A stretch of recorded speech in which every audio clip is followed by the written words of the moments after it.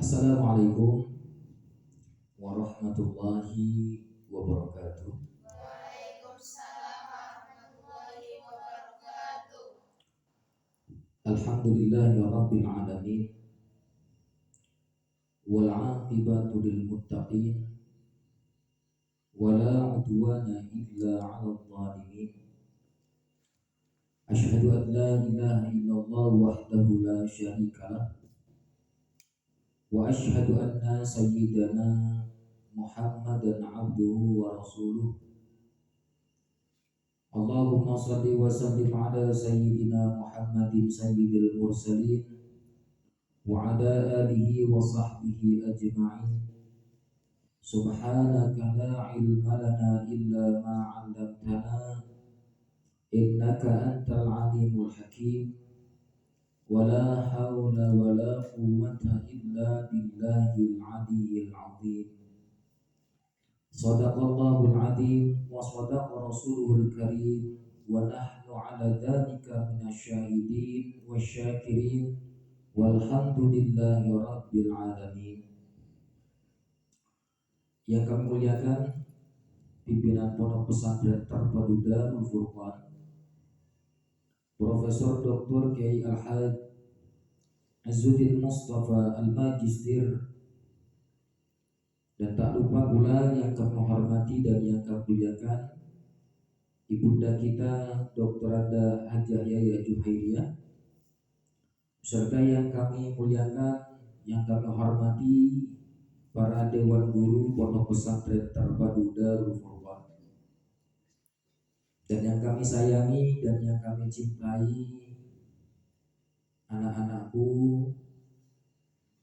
santriwati Pondok Pesantren Terpadu Darul Furqan. Pertama malah kita panjatkan puji syukur kehadirat Allah Subhanahu wa taala. Alhamdulillah, dengan nikmatnya kita dapat berkumpul, bertatap muka, berwajah di tempat yang mulia ini, di tempat yang penuh dengan keberkahan, yang penuh dengan kemuliaan dari Allah Subhanahu wa taala, dalam rangka etiket tahap kedua. Etiket tahap ketiga. Tahap pertama bersama pimpinan, tahap kedua bersama ibunda, tahap ketiga bersama bagian dari ayatul talabah. Selawat beriring salam semoga limpah curahkan kepada baginda besar kita Nabi Muhammad sallallahu alaihi wasallam. Ya, mudah-mudahan kita semua tetap menjaga syariat-syariat yang diajarkan oleh Nabi Muhammad sallallahu alaihi wasallam ila an-tawaffa, sampai Allah mewafatkan kita. Amin ya rabbal alamin. Para santriwati Pondok Pesantren Terpadu Darul Furqan, hal yang paling pertama kali yang harus kita ratapi, yang harus kita lakukan adalah kita harus banyak-banyak bersyukur kepada Allah Subhanahu wa ta'ala. Wa in ta'uddu ni'matallahi la tuhsuha. Kalau kita mencoba menghitung-hitung nikmat Allah, sungguh kita tidak akan pernah bisa dan tidak akan pernah mampu menghitung-hitung nikmat Allah. Sebab bagaimana mungkin kita bisa menghitung nikmat Allah? Dari mulai buayan sampai kita pada saat ini, kita tidak bisa menghitung nikmat Allah berupa nafas. Berapa kali kita menghirup udara dan mengeluarkan udara? Kita tidak bisa menghitungnya. Berapa banyak orang yang sudah dicabut rasa nikmat bernafasnya, bahkan sampai ada yang butuh dengan alat oksigen. Kalau kita ini masih diberikan nikmat yang luar biasa, diantaranya adalah bernafas. Dan kita tidak bisa menghitung satu persatu berapa kali kita menghirup udara itu.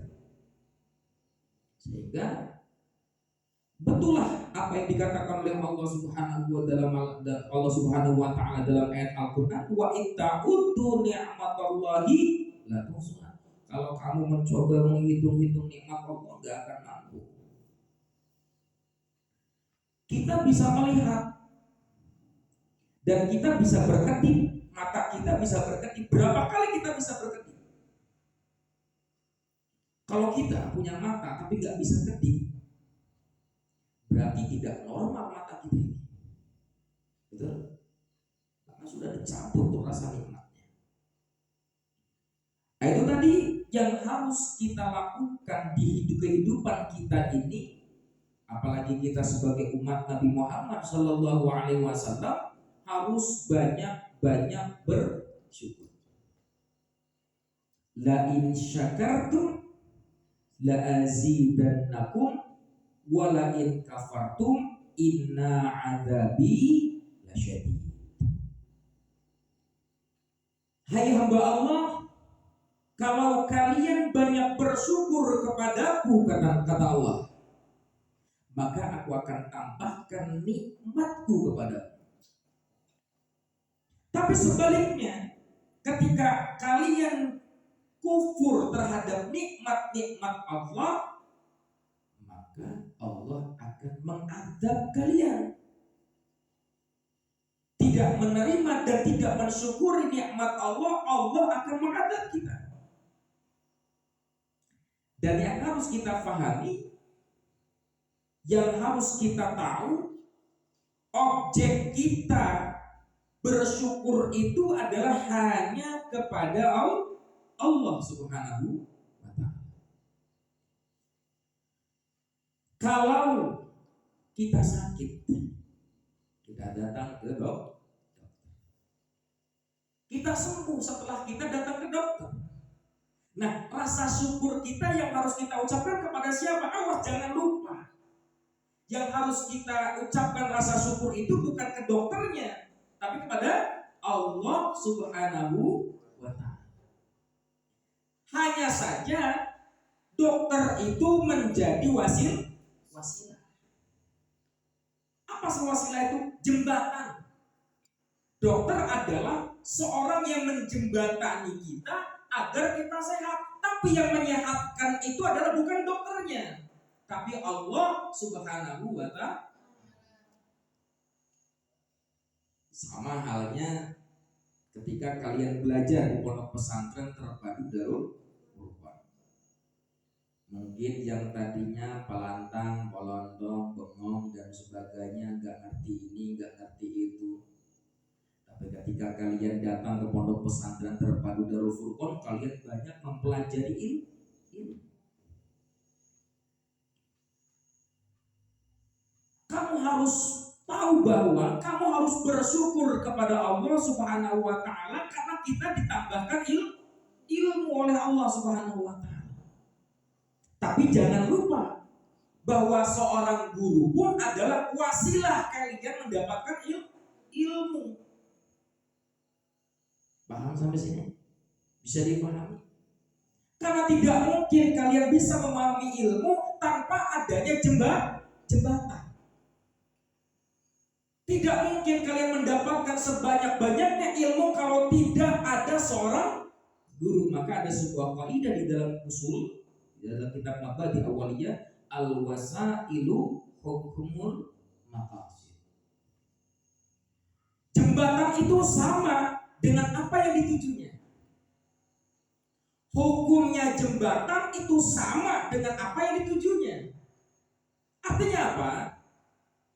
Kalau kemudian kalian berterima kasih kepada seorang guru, maka sama saja kalian berterima kasih kepada kepada Allah Subhanahu wa Ta'ala. Ada sebuah hadis yang menyatakan man la yashkurin nas la yashkurillah. Orang yang tidak bersyukur kepada manusia, tidak berterima kasih kepada manusia, maka sama dia tidak berterima kasih kepada Allah. Kalian lahir ke dunia ini wasilahnya siapa? Orang tua. Maka kalian harus banyak-banyak berterima kasih kepada kedua orang tua, karena adanya kedua orang tua kamu ada di dunia. Maka ketika kalian berterima kasih kepada kedua orang tua, maka sama saja kalian itu berterima kasih kepada Allah. Makanya kalau kita buka mushaf Al-Quran, yang pertama kali kita baca adalah surah Al-Fatihah. Di dalam surah Al-Fatihah pertama kali ada ayat apa? Bismillahirrahmanirrahim. Kemudian Alhamdulillah. Nah, Alhamdulillah ini adalah ucapan rasa syukur kepada Allah Subhanahu wa Ta'ala. Sebelum Allah menjelaskan tentang hukum mandi junub, sebelum Allah menerangkan tentang muamalah, sebelum Allah menerangkan tentang jinayah, sebelum Allah menerangkan berbagai macam ilmu, Allah mencatat di dalam mushaf itu dengan ayat Alhamdulillahi Rabbil Alamin. Apa artinya? Artinya kita diperintahkan oleh Allah Subhanahu wa Ta'ala untuk banyak-banyak bersyukur. Sebab rasa syukur ini adalah asasul asas. Asas fondasi dari segala fondasi. Asas dari segala asas. Apa maksudnya asasul asas, fondasi dari segala fondasi? Begini. Kalian selama ini sudah berapa bulan di pondok pesantren Darul Furqan? 9 bulan. 6 bulan. Sudah banyak ilmu yang didapatkan? Lumayan. Kalau kemudian kamu mendapatkan banyak ilmu tapi kamu tidak bersyukur kepada Allah, maka ilmu yang kamu miliki ini adalah tidak bermanfaat. Kenapa? Karena syukur itu adalah asasul asas, fondasi dari segala fondasi. Ketika kau mendapatkan satu ilmu, maka bersyukur kepada Allah. Ketika kau tambahkan lagi satu ilmu lagi, bersyukurlah kepada Allah. Kenapa? Karena yang membuat nempel atau tidaknya, melekat atau tidaknya, hafal atau tidaknya itu ilmu adalah Allah. Sekalipun di sana ada usaha kalian. Begitu, bisa dipahami? Oke, itu rasa syukur kepada Allah Subhanahu wa Ta'ala. Para santri pondok pesantren terpadu Darul Furqan, Allah Subhanahu wa Ta'ala menciptakan manusia itu tidak ada yang tidak menggunakan proses. Betul? Tidak ada manusia diciptakan oleh Allah, tidak ada makhluk yang diciptakan oleh Allah tanpa adanya proses. Kamu tahu pohon pisang? Apakah pernah menemukan pohon pisang ujung-ujung jadi pisang? Mungkin. Ada pohon pisang, pohon yang nggak ada pisangnya ada. Kira-kira gimana tuh? Pisangnya ada tapi pohonnya tidak. Berarti ini menunjukkan bahwa pisang itu tumbuh karena adanya proses. Sebab Allah menciptakan segala makhluknya itu dengan proses. Jadi paham? Kalau kemudian kita ingin menjadi orang-orang yang sukses di kemudian hari, maka berproseslah. Karena tidak ada kesuksesan itu didapatkan tanpa adanya proses. Kalian kan sudah hafal mahfudhatnya itu apa? Wamal lajatu, lajatu. Wamal ladzatu illa ba'da. Tidak ada kenikmatan itu tanpa sebelumnya ada kesusahan. Betul? Enggak ada ceritanya Aida ujuk-ujuk lahir jadi presiden, enggak ada. Ya. Tidak ada ceritanya dia ujuk-ujuk lahir langsung jadi dosen. Ini adalah sesuatu yang tidak mungkin terjadi. Betul? Dia lahir pertama kali segede ini, segede jempol, ya. Kemudian bertumbuh, berkembang biak sampai kemudian jadi satu hasta, ya. Kemudian berkembang lagi. Nah, ini bentuk jadi sekarang nih bentukannya. Artinya apa? Ini semua menandakan semua butuh proses. Mungkin enggak kamu masuk SD ujung-ujung kelas 6? Ini mustahil terjadi. Umur 1 tahun masuk SMP.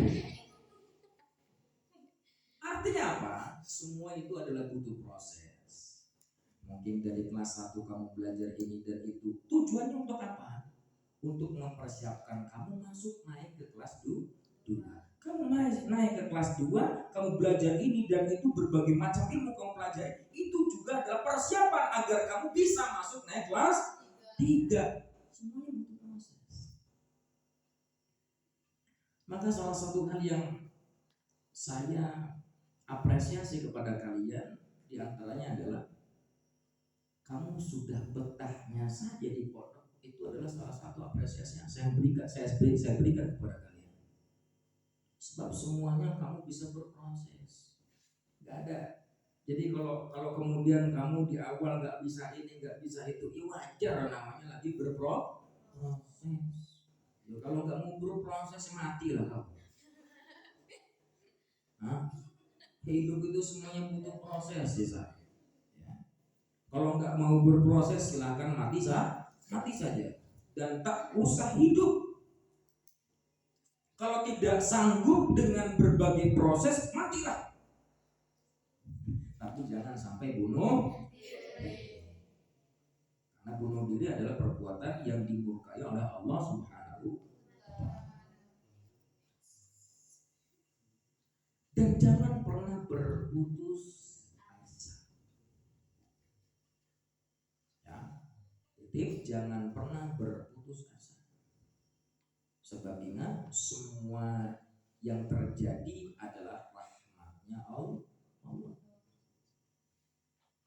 Dalam ayat Al-Quran dikatakan wala tayasu an rauhillah. Jangan pernah berputus asa atas nikmat rahmat yang diberikan oleh Allah Subhanahu wa ta'ala. Kalau kemudian kamu masuk ke pondok pesantren terpadu Darul Furqan, ini adalah nikmat Allah. Kalau kemudian ternyata masuk ke pondok pesantren terpadu Darul Furqan, ilmunya banyak di sini, pusing liur saya ya Allah. Nikmati perjalanan itu. Jangan putus asa. Gak bisa, wajar. Usahakan, harus bisa. Bisa dipahami. Oke.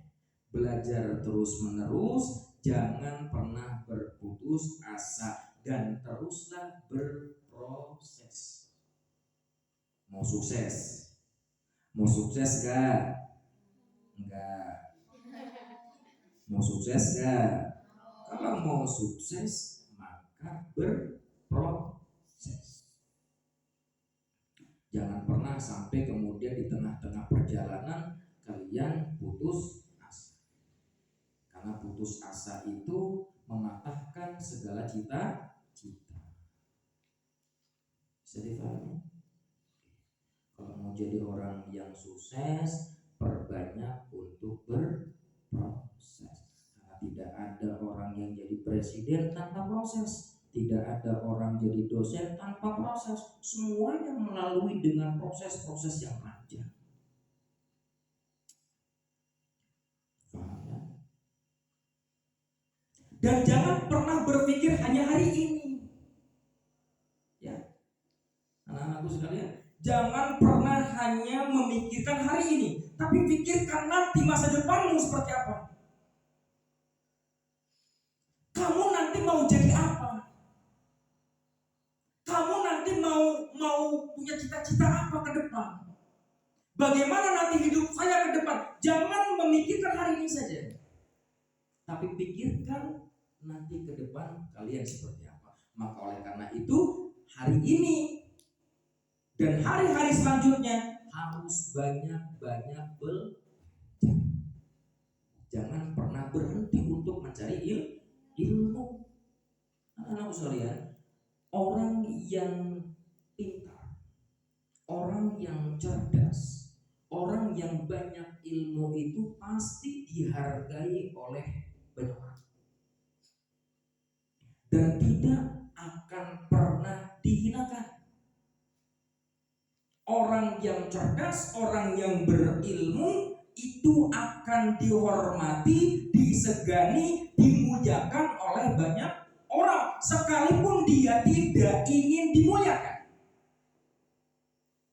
Tapi karena ilmu dengan sendirinya, ia akan dimuliakan oleh banyak orang tanpa ia meminta-minta.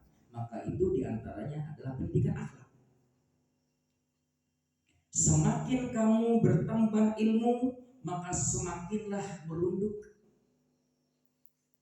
Jadilah, kemarin Ibunda telah menjelaskan, jadilah seperti filosofinya padi. Semakin berisi, semakin merungkuk. Jangan semakin berisi, semakin mengarah. Biasanya padi itu ketika ia kosong, ia mengarah. Maka biasanya orang yang sombong itu tong kosong nyari bunyinya. Betul apa betul? Biasanya orang sombong itu tong kosong nyari bunyinya. Ngomongnya banyak tapi kosong. Tapi orang berilmu, ia berisi, semakin merunduk dan semakin banyak yang memuliakannya. Maka ini adalah konsep seorang santri. Santri itu dimanapun berada harus menjadi manusia-manusia yang mulia, tapi tidak ingin dimuliakan. Santri itu harus menjadi manusia-manusia yang terhormat, tapi jangan ingin dihormati. Santri itu harus menjadi manusia-manusia yang besar, tapi tidak ingin dibesar-besarkan. Santri harus bermanfaat, tapi tidak meminta imbalan. Maka sebagaimana yang dikatakan oleh guru kami, santri harus menjadi manusia yang punya filosofi berikan sesuatu tanpa meminta sesuatu. Berikan apa-apa tanpa mengharap apa-apa. Berikan kemanfaatan yang banyak kepada masyarakat, tapi tidak mengharapkan imbalan sedikit pun. Gitu. Santri harus seperti itu. Jangan menjadi santri ingin dihormati, ingin dimuliakan, pokoknya ingin diagung-agungkan. Tidak perlu. Karena sifat-sifat ingin dimuliakan, sifat ingin diagungkan, sifat ingin dibesar-besarkan, itu adalah sifat siapa? Sifatnya iblis dan reng-rengannya. Bukan sifatnya tapi sifatnya siapa? Sifatnya iblis. Dan insya Allah mudah-mudahan Anun tidak menjadi kawan-kawan iblis.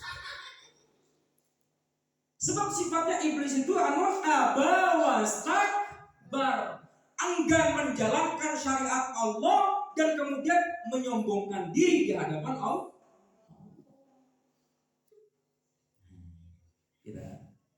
Bisa dipahami. Dan nanti ketika kalian pulang ke rumah, jaga akhlak kalian. Jangan mentang-mentang.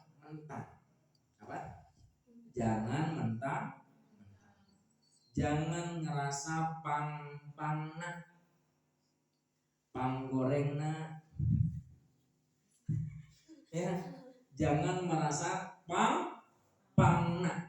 Jangan merasa saya paling ini saja. Oke, bisa dipahami. Kalau kemudian nanti kalian menemukan teman-teman kalian yang sama pesantren tapi beda tempat, kalian jangan membundang bandingkan pesantren. Bisa dipahami. Yang pastinya berbeda, dari namanya aja beda. Yang ini mah pondok pesantren Darul Maksiat, yang ini pondok pesantren Darul Syahwat, yang ini pondok pesantren Darul Furqan. Dari namanya saja sudah berbeda. Otomatis aturan-aturan yang dibuat setiap pesantren pun berbeda. Dan titip jangan membundang bandingkan pesantren. Kalau ada kawan kalian menyombongkan diri dengan kepesantrenannya, kalian harus bersikap apa? Rendah hati. Oh iya, pesantren saya enggak begitu. Dan ya, kita mah pondoknya sederhana. Di pondok kamu ada ini enggak? Enggak ada. Oh, pondok saya mah anu kata teman kalian. Ya, ada pondok kita mah sederhana. Tetap menjadi manusia yang tawadu, tarang mawadu. Itu antara lain. Jangan bersikap membundang bandingkan antar pesantren. Harus mempunyai akhlak-akhlak yang karimah. Oke? Bisa dipahami? Para santri, para pesantren terpadu Darul Furqan, ada beberapa hal yang harus saya sampaikan untuk liburan hari Jumat yang akan datang. Liburannya hari apa? Besok. Oke, hari Ahad ya. Dari tanggal berapa? Tanggal 19, tanggal 18 sampai ke tanggal 35 ya.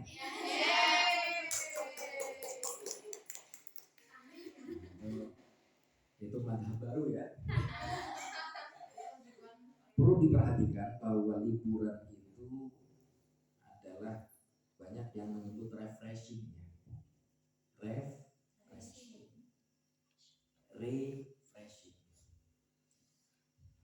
Itu kan mengulang.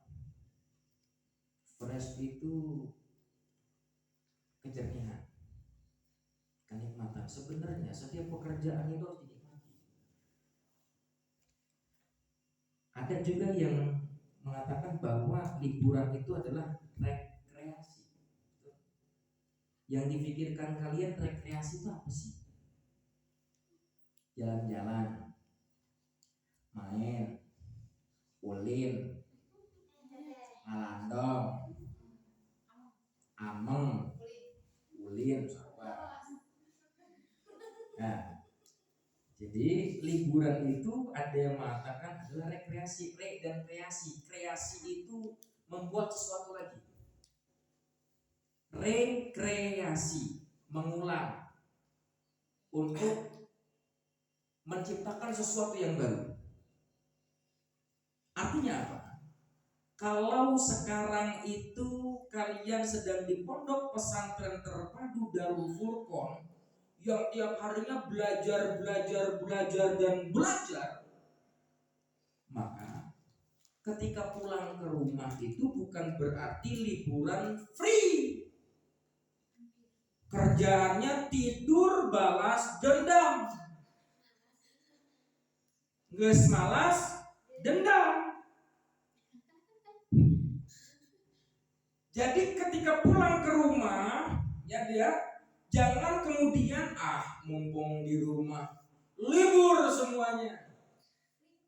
Belajar libur, menghafal libur. Sampai ke sholat-sholatnya libur juga. Na'udzubillahi min. Awas, santri gak boleh tinggal apa? Tinggal sholat. Hadis Nabi mengatakan awal ma yus'alu yaumal qiyamah as-sholat. Pertama kali yang akan ditanya oleh Allah adalah sholatnya. Makanya sholat itu imadul tiangnya agama. Saya kan sudah pernah mencontohkan bagaimana ketika rukun Islam itu rontok.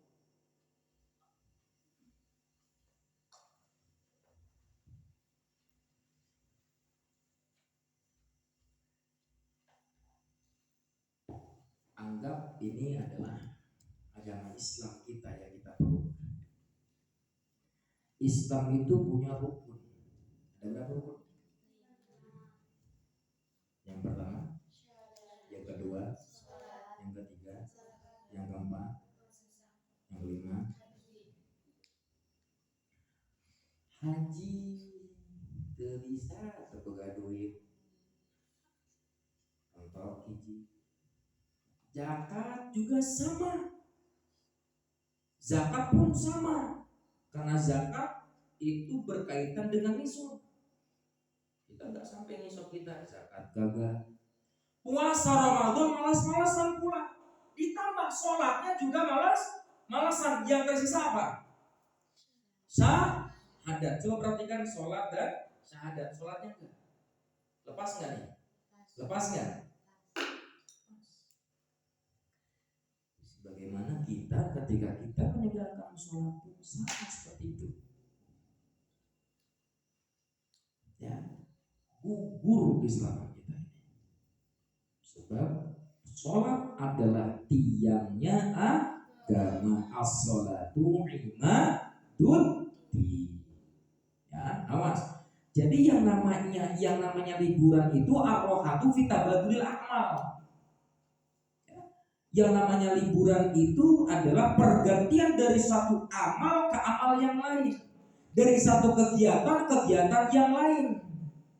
Layaknya orang sedang berjalan menuju sesuatu, menuju suatu tempat. Kalau dia capek, setelahnya dia berjalan duduk. Setelah duduk, kemudian dia berjalan lagi. Gitu kan? Sama liburan itu bukan berarti kemudian kamu berdiam diri. Ya, awas, di rumah jangan diem. Kalau di pondok jasa suka nyapu, di rumah suka nyapu juga. Kalau di pondok suka nyuci baju, di rumah juga harus cuci baju. Kalau di pondok suka cuci piring, maka di rumah harus cuci piring. Jangan mentang-mentang pulang ke rumah, mumpung di rumah tidak ada yang menjadwalkan nyuci piring. Ada nggak di rumah kalian jadwal cuci piring? 1 hari Senin jadwalnya adalah cesak. Hari Selasa adiknya. Hari Rabu cesak lagi. Gak ada, memang di rumah tidak ada yang namanya jadwal, tapi kamu harus peka dengan segala urusan di rumah. Kalau sekiranya rumah kalian ada sawang-sawang, tahu sawang? Ramat. Aduh, apa bahasa Sundanya apa? Sarang laba-laba. Kalau ada sarang laba-laba, bersihkan. Kalau kerasa lantai ini berdebu, sapu.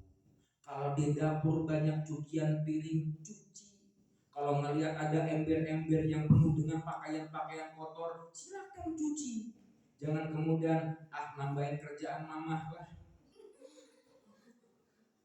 Mama nitip 1 mah ya. Mama biar nambah kerjaannya mah. Awas. Jangan seperti itu. Kalau bisa di rumah bantu orang tua. Ya, Jangan nambah-nambahin pekerjaan rumahnya orang tua. Jadi santri pulang-pulang semuanya orang tua. Makanya kenapa tadi siang saya operasi. Khawatir ada yang membawa baju-baju kotor, yang akhirnya kemudian orang tuanya disuruh buat nyuci baju. Ini sudah dipastikan nih orang kayak begini pasti orang tuanya. Awas ya, Cesa harus menjadi orang yang mandiri. Cucilah baju sendiri. Tujuannya kamu di pesantren kan itu agar menjadi manusia yang hidup mandiri. Mandi sendiri, nyuci sendiri, ya kan? Bobo sendiri. Enggak lah, kalau bobo bareng-bareng. Satu kamar berapa orang? 7 orang. Untung tidak sampai 30 orang. Oke. Itu tadi yang namanya apa? Liburan itu adalah pergantian dari suatu kegiatan yang lain. Jangan kemudian di rumah bermalas. Setelah kalian pulang ke rumah, tolong perhatikan ini ya. Tolong perhatikan. Setelah kalian pulang ke rumah, temui pertama kali adalah kedua orang tuamu dulu. Ya, temui orang tua. Setelah kalian bertemu dengan kedua orang tua, jabat tangannya. Tapi awas, menjabat tangan kedua orang tua jangan disamakan dengan menjabat tangan kawan. Assalamualaikum bro. Sehat coy. Jangan, tapi dengan akhlak yang baik. Assalamualaikum, assalamualaikum papa, assalamualaikum abi, abah, mbok, nyokap, bokap, bonyok. Assalamualaikum dulu. Setelah kemudian jabat tangannya, cium tangannya bulat. Yang lama, kamu jangan samakan salaman kamu sebagai santri dengan yang bukan santri. Nah, kadang-kadang ada yang salaman ke orang tua begini.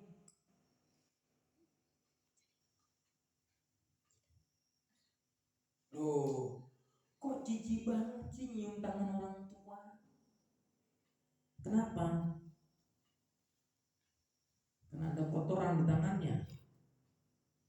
Takut nempel kotoran mama. Ya Allah.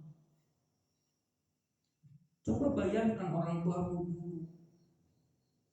Ketika kamu buang air besar, siapa yang cekoki? Orang tua. Apa pernah orang tua pernah ngomong, ih jijik banget sih nyepokin anak saya?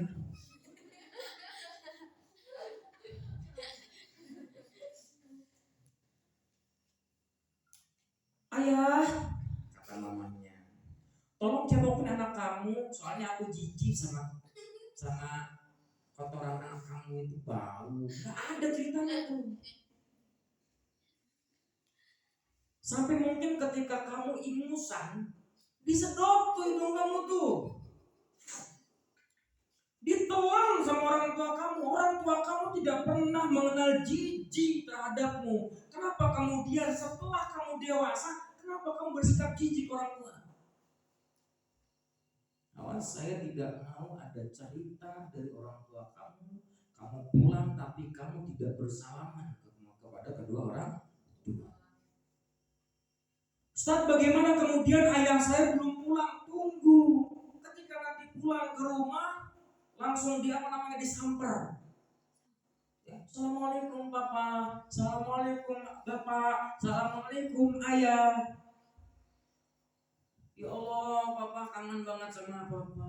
Cium tangannya, bolak-balik. Bahkan kalau bisa, mama, papa, cium jidat adik, cium jidat kakak. Mama, papa minta doanya, mudah-mudahan ilmu ini bisa melekat. Ilmu yang sudah saya dapatkan di pondok bisa melekat dan dimudahkan ketika saya belajar mama, papa. Itu kalau bisa. Jangan gengsi, ini gengsi.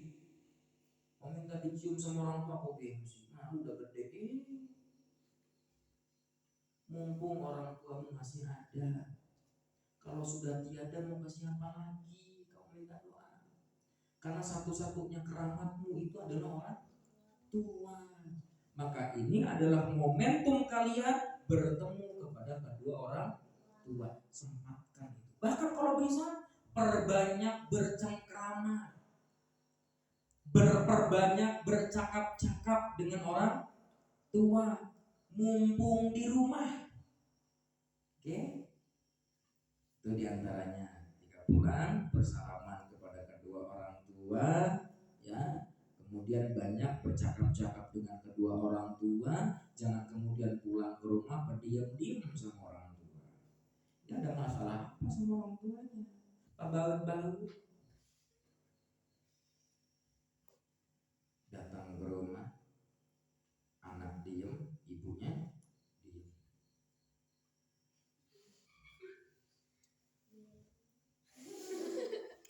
Nah, ini adalah akhlak yang tidak terpuji. Nah, kemudian setelah itu, ketika di rumah, saya ulang tadi, perbanyak bantu orang tua. ya.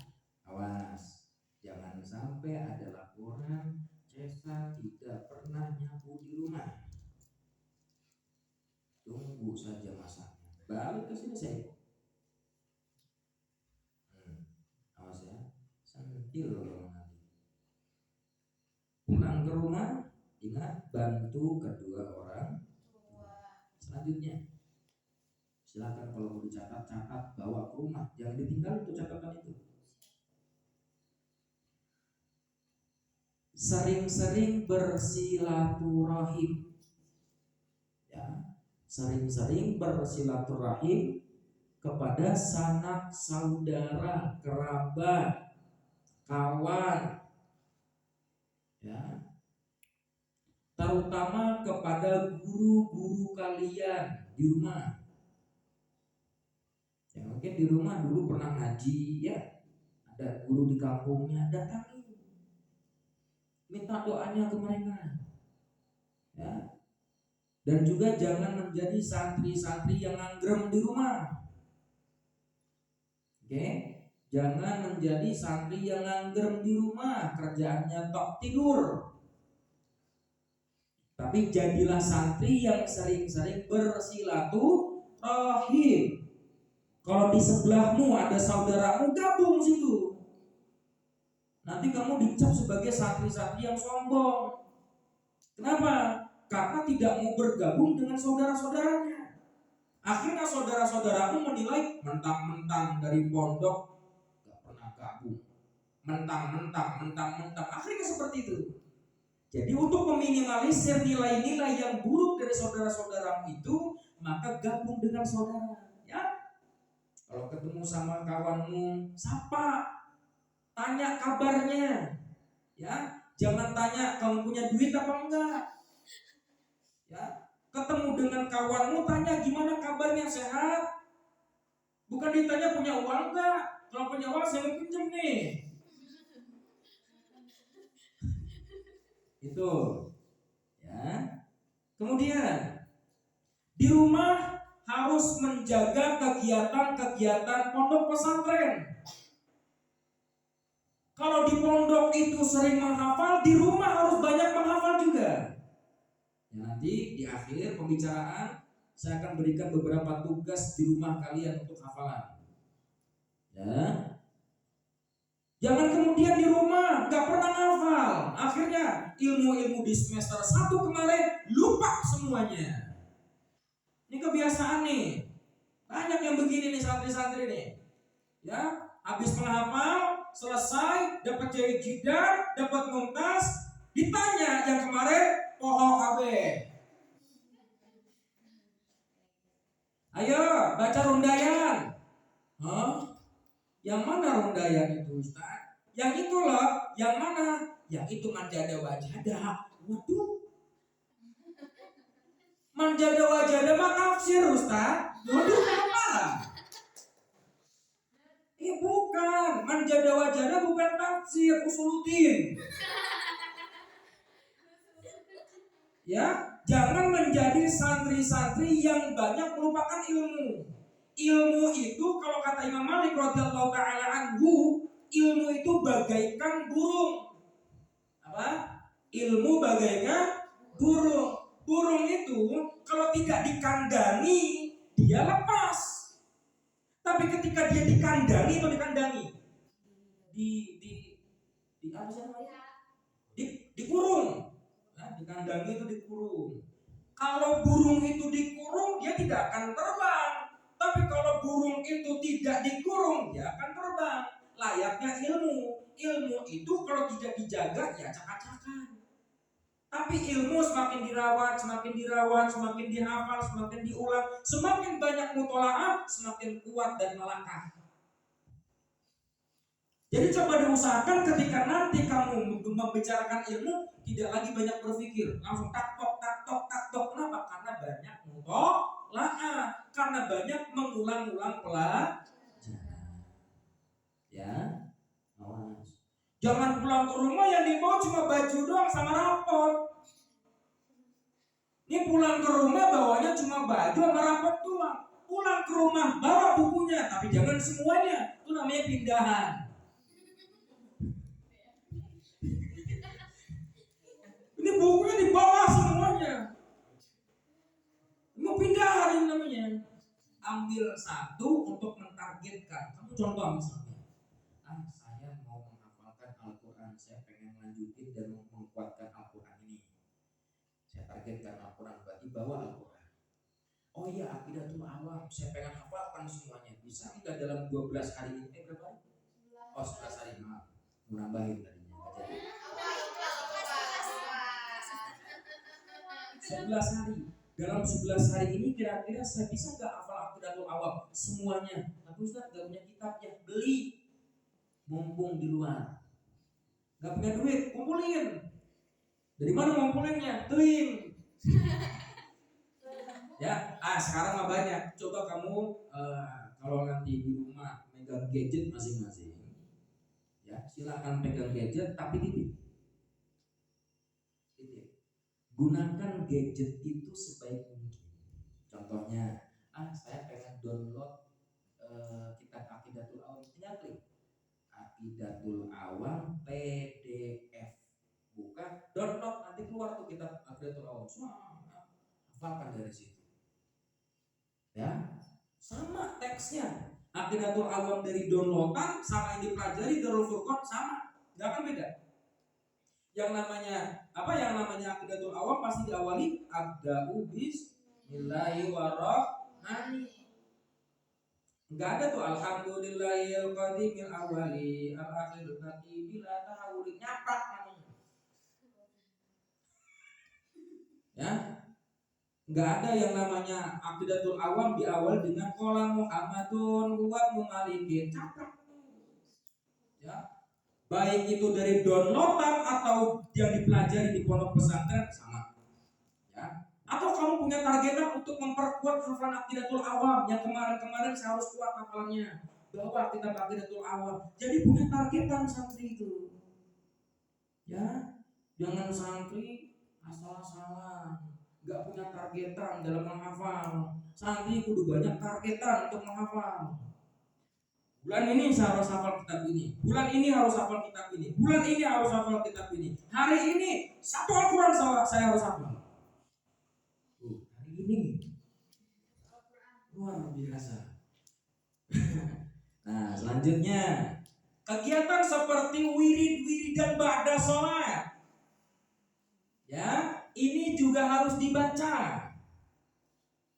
Ustaz, apa tujuannya zikir? Ala bidzikrillah tatmainnul qulub. Ingat, dengan cara berzikir hatimu akan tenang. Ustaz, saya udah zikir tapi nggak tenang-tenang. Gimana tuh? Yang salah bukan zikirnya, tapi yang salah adalah rasamu. Yang salah adalah hatimu, bukan zikirnya. Karena tidak ada ceritanya zikir itu membuat galau. Nggak ada zikir itu buat gelisah. Tidak ada. Zikir itu pasti membuat ketenangan. Maka perbanyak nanti di rumah zikir. Apa aja di antaranya? Yang pertama baca apa? Astaghfirullahaladzim alladzi la ilaha illa huwal hayyul qayyum wa atubu ilaihi min jami'il ma'asi wa. Dilanjutkan dengan la ilaha illallah wahdahu la syarika lah lahul mulku wa yumiitu wa huwa ala kulli syai'in. Dilanjutkan dengan Allahumma ajirna minan nar. Dilanjutkan dengan Allahumma antas salam minkas salam bisalam fa ila rabbana bi wa adkhilna jannata darussalam tabarakta rabbana wa ta'ala. Dilanjutkan dengan subhanallah alhamdulillah Allahu akbar, seterusnya dan seterusnya dan seterusnya. Ustaz, bagaimana kemudian saya tidak hafal? Bawa panduannya. Kan kita punya panduan irsyadut tulab. Mudah-mudahan nanti di tahun-tahun berikutnya buku kita Irsyadut Tulab ini berkembang dengan baik. Ya, nanti banyak bacaan-bacaan sebagai panduan pondok pesantren terpadu Darul Furqan. Seperti itu. Dibawa buku panduannya. Jangan ini punya buku panduan, naruhnya juga salah-salah yang saya perhatikan. Ini punya siapa? Enggak tahu tat. Ini punya siapa? Enggak tahu tat. Ada di kelas, ada di kamar Ustaz Sahal, ada di masjid ngegeletak begitu. Ini jangan begitu ya. Kalau dikasih buku panduan itu dijaga baik-baik. Kalau bisa dihafalkan, apa yang ada di dalamnya dihafalkan, dibaca. Nah kemudian sholat sunnah. Ya, sholat sunnah rawatib juga jangan ditinggalkan. Qobliyah, ba'diyah jangan ditinggalkan. Awas, tidak ada ba'diyah di sholat asar. Ya, tidak ada ba'diyah asar dan tidak ada ba'diyah subuh. Boleh kamu rajin ibadah, tapi jangan overdosis. Ini yang sholat asar ada ba'diyahnya, subuhnya juga pakai ba'diyah. Biar apa Ustaz? Biar rajin ibadah. Enggak begitu. Rajin ibadah juga dia harus ada tuntunan syariah. Gitu. Dan disilahkan juga tambahkan sholat sunnah yang lainnya. Apa contoh? Sholat sunnah witir, sholat sunnah hajatnya, sholat sunnah tahajudnya, sholat sunnah duhanya, dan lain sebagainya dari sekian banyaknya sholat sunnah. Gitu. Di rumah juga kalau bisa, kalau mampu, kalau lagi sehat, puasa sunnah. Sunnah apa Ustaz? Sunnah Seninnya, Kamisnya puasa. Lapar tak? Gimana kalau lapar? Tahan. Kalau sakit gimana? Ya makan. Kalau sakit jangan dipaksa. Al-masyaqqatu tajlibut taysir. Gitu ya. Dan juga di rumah banyak-banyak baca Al-Qur'an ya. Jangan tinggalkan Al-Qur'an. Nanti pulang ke rumah bawa Al-Qur'an masing-masing. Ya.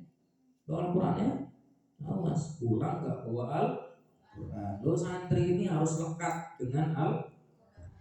Kemudian tata cara berjalan. Loh, jalan aja sampai diatur-atur kan? Gimana? Namanya etika, santri harus begitu. Semuanya harus diatur. Berjalan. Awas, kalau jalan jangan ujruk. Ujruk.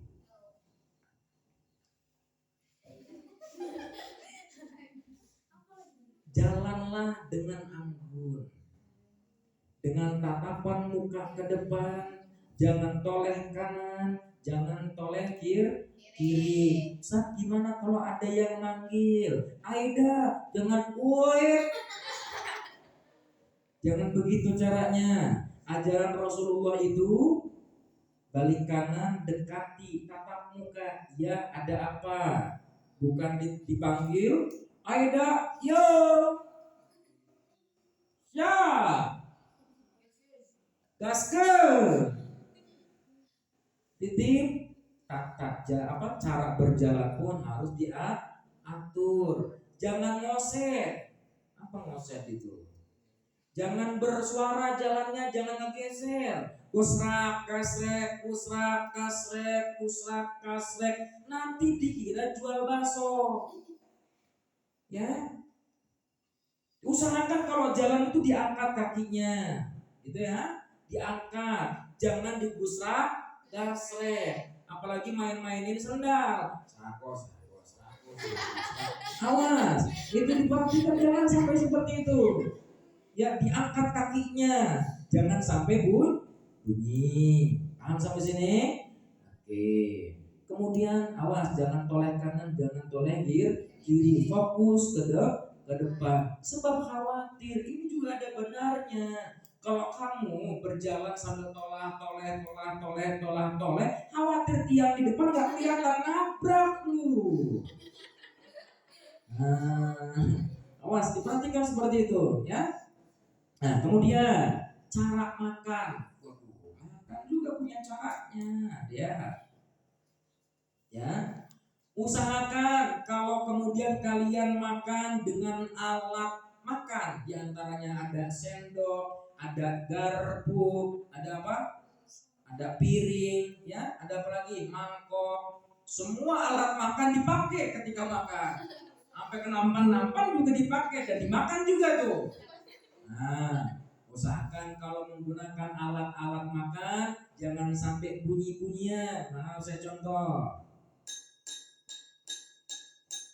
Jangan sampai bunyi seperti itu. Kemudian kalau ada minuman, di bawahnya ada apa namanya? Piring kecil seperti ini, usahakan jangan sampai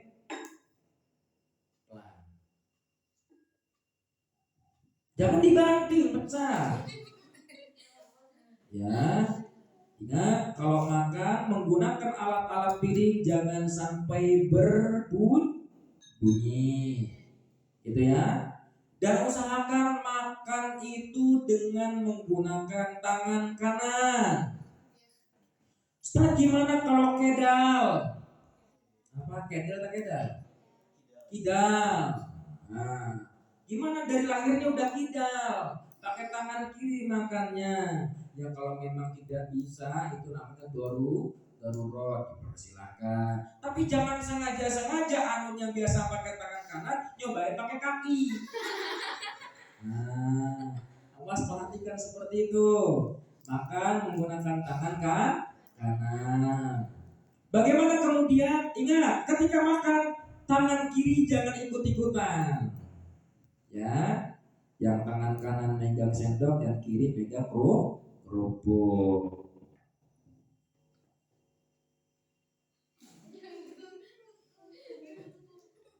Usahakan tangan kiri diam. Kenapa nggak pakai tangan kanan semuanya? Contoh ini sendok. Taruh dulu, ambil kerupuknya. Kiri jangan ikut-ikutan. Ya, itu adab santri. Ini kiri make, ini bergerak juga, kanan juga gerak, sampai kaki-kakinya gerak dulu. Ini makan merek apa yang begini nih? Ya. Nah, kemudian usahakan sebelum makan baca doa terlebih dahulu. Apa doanya? Kok bismillah ya bismillah amun? Kita mau tidur.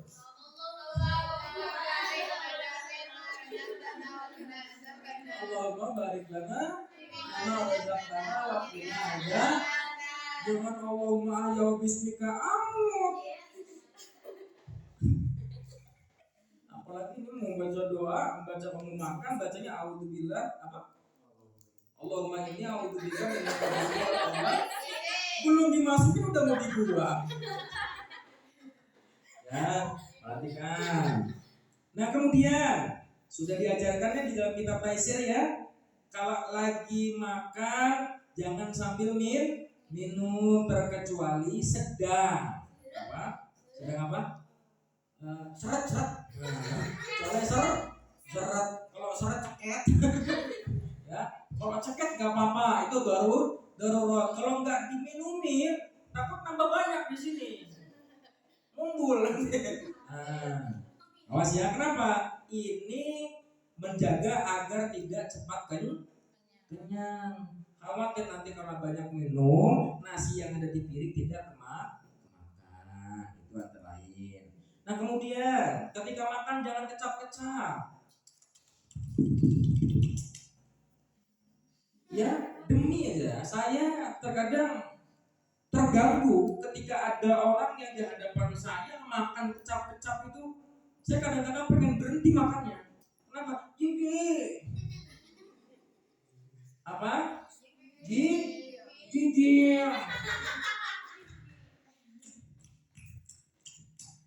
Kenapa? Karena bayangan saya yang dia makan itu bukan nasi, air ludah. Kumpul semuanya di situ. Telan, lok, waduh, masya Allah. Awas ya, diperhatikan makan jangan sampai kemudian ada suara kecap-kecap. Lanjut, minum. Ya, gunakan pakai tangan. Ya. Kalau minum pakai tangan, tangannya tangan kanan apa kiri? Nah, nggak ada tangan tengah nggak ada ya. Ada. Pakai tangan kan? Tangan. Kemudian sebelum seruput, ya baca apa? Bismillahirrahmanirrahim. Berapa kali? Sebutan? Kebanyakan. Minimal 3 kali.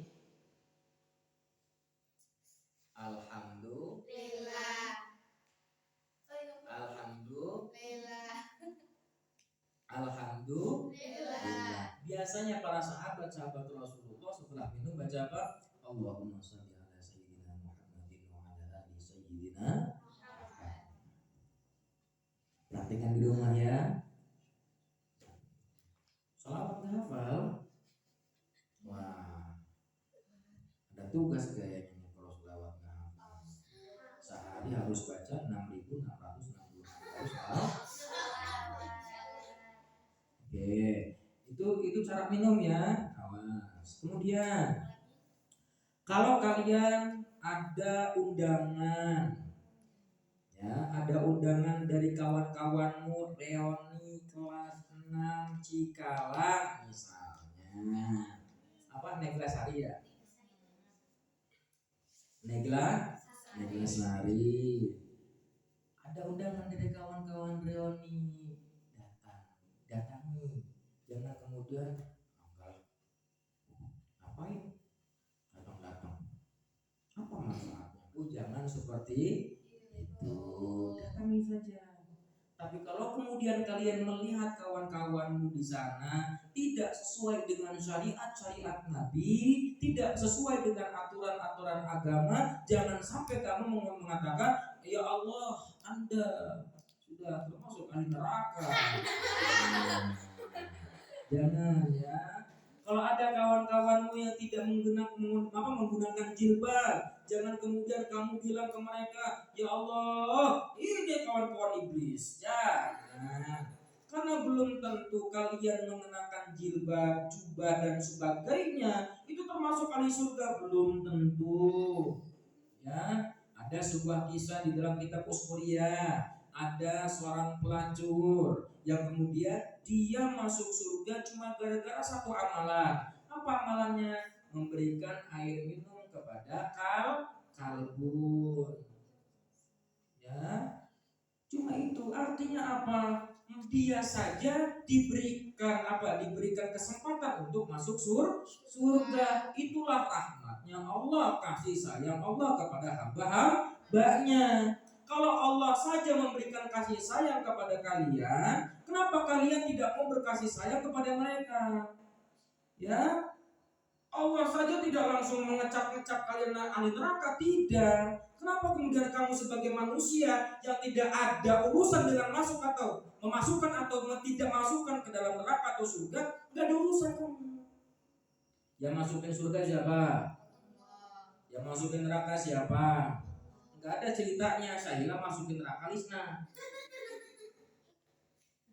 Yang punya hak prerogatif memasukkan atau mengeluarkannya adalah Allah. Kamu nggak usah ikut campur. Ya, Jadi ketika kamu melihat kawan-kawanmu yang tidak mengenakan jilbab, berpakai pakaian yang senonoh, tidak sopan santun, jangan diikuti dan jangan dihina. Kalau bisa nasihati, kalau tidak diterima, ya wes, tidak masalah. Bisa dipahami. Dan ketika mendatangi undangan harus tepat waktu. Kalau undangan jam 8, setengah 8 kamu harus sudah standby. Ya, seperti itu. Kemudian cara berbicara, Jesa. Ya, cara berbicara tolong jaga sopan santunnya. Jangan ada bahasa-bahasa yang kasar. Kalau kalian adalah orang Sunda, maka gunakanlah bahasa Sunda sebaik-baiknya. Kan kalau di Sunda itu ada Sunda untuk yang tua, ada yang sepantaran gitu. Ya, gunakan bahasa-bahasa yang sopan santun. Kalau di Jawa menggunakan bahasa-bahasa komonya.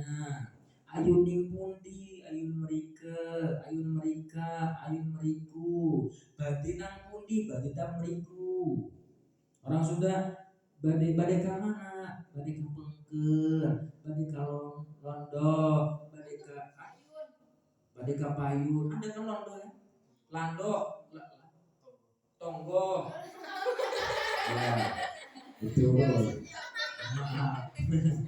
Gitu ya. Cara berbicara gunakan bahasa-bahasa yang baik. Kalau disuruh orang tua jangan ngegas. Aida belikan terasi, apa? Nah, itu tidak baik. Maka ketika disuruh orang tua, ya mi sebentar mi ya. Kalau pakai bahasa Jawa, mengkomi, iya mi, iya mi, iya itu langsung. Santri itu harus sikap, ya. Jangan engke besi jadi bangke. Nah, cara berbicara dijaga. Kemudian menjamu tamu. Kalau ada tamu dari orang tua kamu, ya datang ke rumah. Ya, yang pertama berpakailah pakaian yang rapi, yang sopan santun. Gunakan gamismu, gunakan jilbabmu, tutup aurat serapat-rapatnya. Ya, kemudian jamu tamumu itu, tamu orang tua kamu itu dengan sebaik-baiknya. Jangan kemudian diusir tamunya. Nyari siapa? Nyari bapak. Bapak gak ada. Nanti aja. Bapak belum pulang. Nyari siapa? Mama. Mamanya lagi ngasuh. Ntar dulu. Jangan begitu.